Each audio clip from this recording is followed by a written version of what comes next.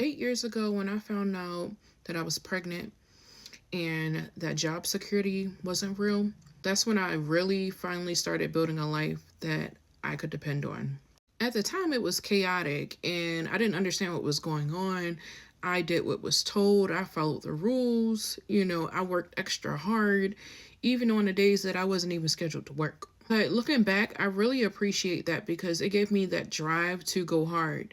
It is nothing like having that drive to go hard in your business. And I'm telling you, if you show me I don't need you, you're done. You're done for. I don't know about y'all, but you're done for. That's all the motivation I need to be successful. But anyway, I started building my life around the skills that I had. So I was really into fashion at that time. So I started a boutique and I really didn't understand marketing and sales at that point. Mind you, this was over 8 years ago.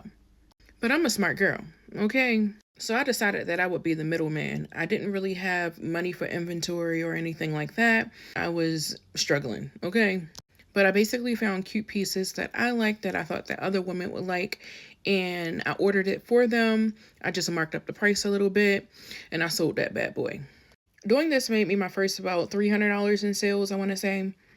I definitely could have did better, but I didn't understand marketing, pricing, strategy, business, anything. My mother was a hustler, so I learned how to hustle too. But I knew I was capable of more. I knew I could take this much further than where it was, and $300 wasn't even enough to cover Shopify for the year. If you know, you know. It was at that point I decided that I wanted to stop just surviving. My first goal was to match my 9 to 5 income so I never had to rely on a job again. And mind you, then I still didn't understand pricing strategy, but I at least knew sales goals because I worked in retail. So I knew how much of whatever item I had to sell in order to meet my goal. So that's what I did. And then I was able to make about $12,000 to $14,000 at that point. And I was so proud of myself because honestly, retail jobs during that time were very low income. So I had already passed what I was making in a year. And that's it. Really think about that. That's not a lot of money. Then I started learning more about marketing and sales because I was like, I really want to grow this. I want to be one of those 6-figure businesses, but I just feel like I'm missing something.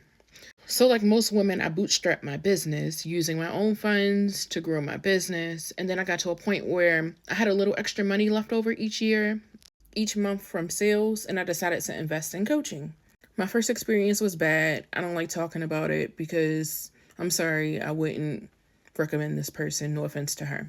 But my second coach was fire. She taught me branding, positioning, marketing, strategy. She even taught me about client